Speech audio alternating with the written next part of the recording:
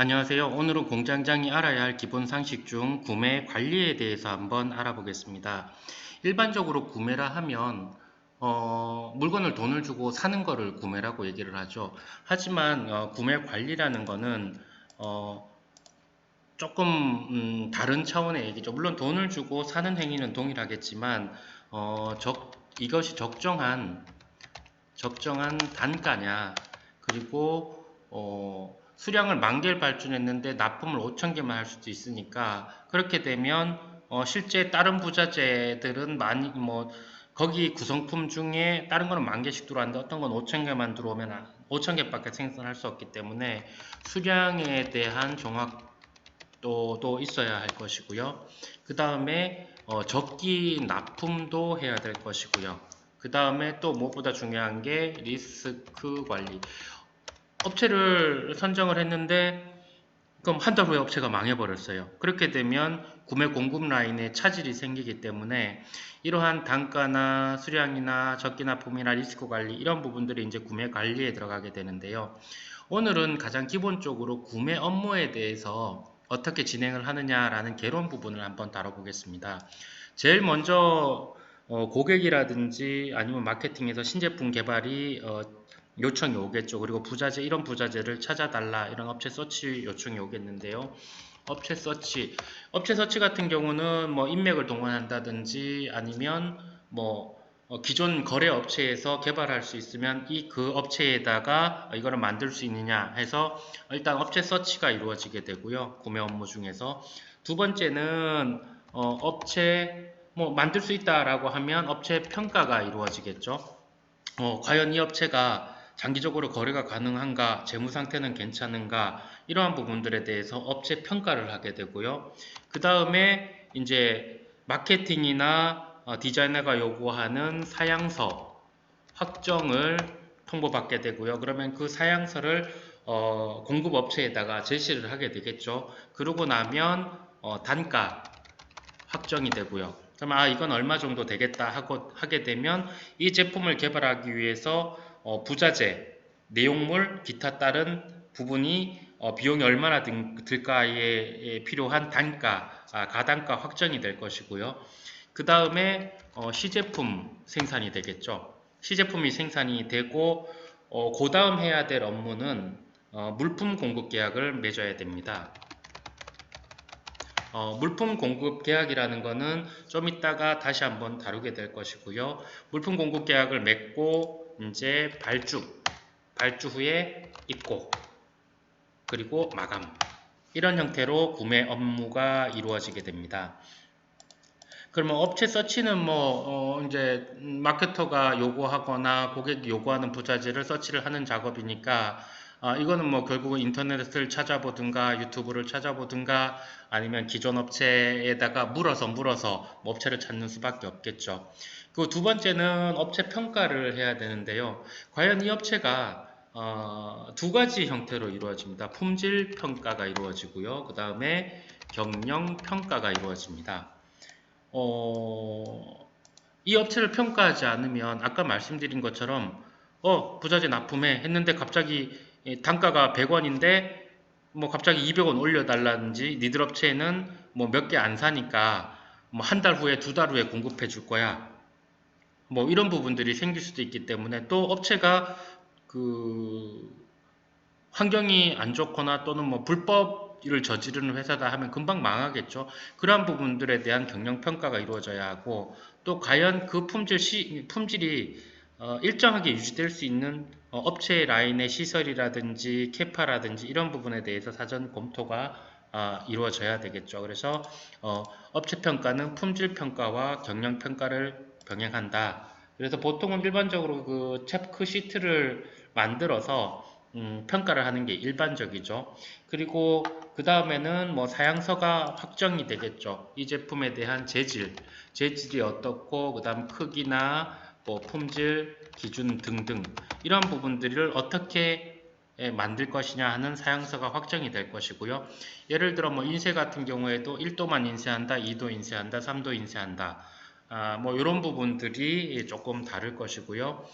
재질도 페트로 한다, P로 한다, 아니면 초자로 한다. 이러한 부분들에서 재질에 대한 부분도 확정을 하게 되고요. 그러면 그렇게 되면 단가가 확정이 됩니다. 단가를 확정하는 방법은 원가평가법이 있고요. 그 다음에 비교사례법이 있죠. 비교사례법. 요거는 이제 단가 확정 3강에서 말씀을 드릴 거고요.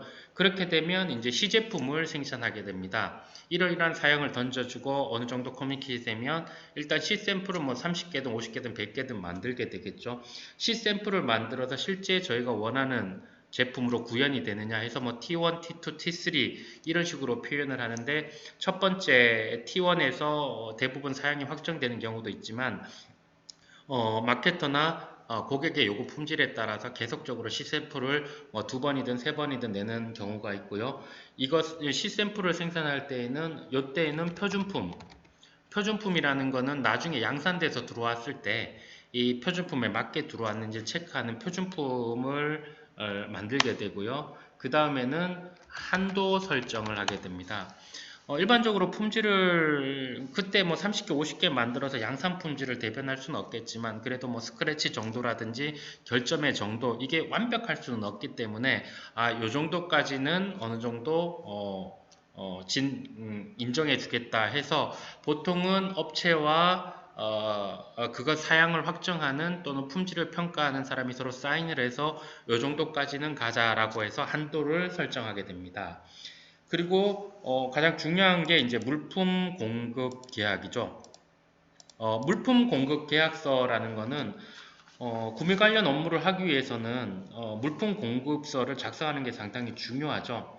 뭐 자기하고 인맥이 뭐 친하다거나 아니면 소액의 경우에는 작성할 필요가 없겠지만 뭐 이혼 착조를 목표로 하는 기업과 기업 간의 거래에서는 분쟁 해결을 위해서는 반드시 작성을 해야 되겠죠. 그래서 물품 공급 계약서란 말 그대로 물품 즉 원료, 부자재, 완제품 등을 공급하고 대금 지급을 언제까지 하고 어떻게 지급할 것인가 하는 약정하는 문서죠. 이를 명확하게 규정하지 않으면 나중에 손해에 대한 부분, 물론 문제가 발생이 될 수 있는데 손해배상이라든지 이런 부분들에 대해서 처리가 서로 쉽지 않은 부분이 발생하게 됩니다. 그래서 물품 공급 계약서는 명확한 용어를 사용해야 되고요. 명확한 용어를 사용해야 하고 그 다음에 간결하게 작성하는 누구나 읽어도 이렇게 애매모호하게 문서를 최대한 뭐 적극적으로 협조한다 이런 정도의 물품계약서는 아무런 의미가 없는 거죠. 그래서 명확한 용어와 간결하게 작성을 해야 되고요. 그리고 누가 보더라도 알기 쉽게 작성하고 동일하게 해석될 수 있도록 작성을 해야 되고요. 그다음 회사에 따라서는 뭐 물품 공급 계약서가 상당히 중요하기 때문에 별도의 법무팀을 두어서 물품 공급 계약서를 작성하기도 합니다.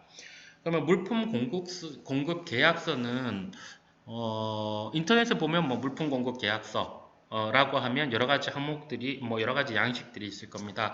그것들을 다운받아서 자기 회사에 맞게 좀 작성할 필요가 있는데 물론 상세하게 자세히 적으면 좋겠지만 또 그렇지 못한 경우도 발생될 수 있기 때문에 기본적인 항목은 들어가야 한다. 그래서 물품 공급 계약서에는 계약의 목적, 이 계약서는 뭐 때문에 작성하는 계약서다 라고 하고 공급 물품, 이 계약서는 공급 물품을 뭐를 가지고 물품 공급 계약을 하는 거다 라는 부분이 들어있어야 되고요. 판매권, 이거는 어디에서 누구에게 팔겠다. 그 다음 이 공급 계약서의 계약 기간.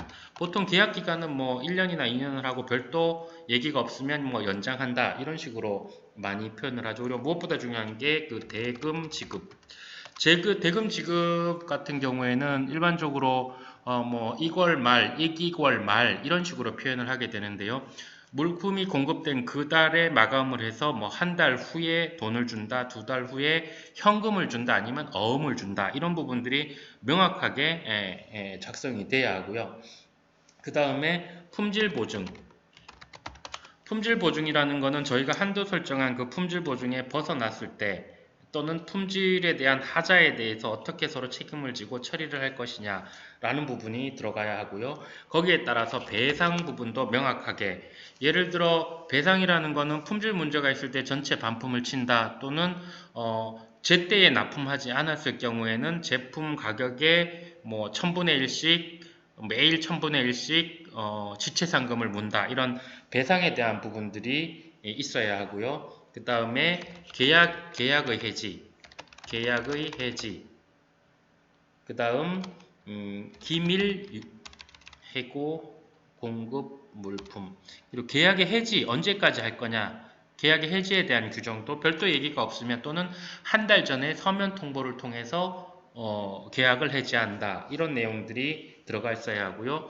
기밀 유지, 이 제품을 생산함에 있어서 생산된 기술이라든지 아니면 생산된 정보라든지 납품처라든지 이러한 부분들에 대해서 타 업체, 주로 경쟁사겠죠. 경쟁사에 기밀을 유출하지 않겠다. 만약 기밀을 유출했을 경우에 어느 정도의 보상과 피해 보상을 할 것이다. 이러한 부분들이 들어가야 하고요. 그 다음에 계약서에는 물품 공급 계약서에는 물론 10장, 20장, 30장 한 권을 만들 수도 있겠지만 일반적으로는 2페이지 내지 3페이지 정도 이렇게 만들어지기 때문에 자세하게 상세하게 적지 못하는 부분들이 있는데, 이거는 상관라에 따라서 관할 법원을 지정하게 됩니다. 예를 들어 해외에서 물품을 구매하는데 관할 법원을 해외로 하게 되면 문제가 발생됐을 때 구매자인 갑이 그 나라에 가서 분쟁을 해결해야 되는 문제가 생길 수 있고요. 짧게는 국내에서 서울에 있던 업체가 부산에서 공급을 하게 되면 보통은 서울관할법원이 입헌할 테니까 이거는 이제 서로 상의를 해서 관할법원을 지정을 해야 되고요. 예를 들어 계약의 수정 사항이 들어갈 수도 있고요. 그리고 반드시 들어가야 되는 게 계약 일자, 그 다음 인적 사항 등이 들어가야 합니다. 그래서 물품 공급 계약서, 구매 관리에서의 가장 중요한 거는 물론 품질 평가도 있고 업체 리스크 평가도 있고 한도 설정도 있고 단가 확정도 있지만 그 모든 것들이 물품 공급 계약서에 담겨져서 나중에 일어날 수 있는 리스크에 대해서 대비하는 것이 반드시 필요하다. 해서 물건을 하나를 구매를 하더라도 장기적으로 계속 연속적으로 구매를 하게 되면 또 그 금액이 크다라고 한다면 반드시 회사 나름대로의 물품 공급 계약서를 작성을 해야 된다라는 말씀을 드리고 싶고요. 발주라는 거는 말 그대로 이거 언제까지 몇 개를 넣어주세요 해서 발주서에서는 품목명, 그 다음 수량, 만약 품목명이라는 거는 앞에서 이제 사용 확정이 된 거죠. 수량, 그 다음 단가, 그 다음에 입고처, 그 다음 발주자, 그렇게 들어가면 되겠죠. 수신자, 이렇게 해서 언제까지 넣어달라, 그리고 납품 일자, 납품 요청 일자, 이런 내용들이 들어가서 보다 명확하게 발주를 내고 언제까지 넣어달라라는 부분에 대해서 발주서 양식은 인터넷 찾아보면 많기 때문에 한번 체크를 해보시면 되고요. 그 다음에 입고라는 거는 결국은 이제 물건을 받는 거죠.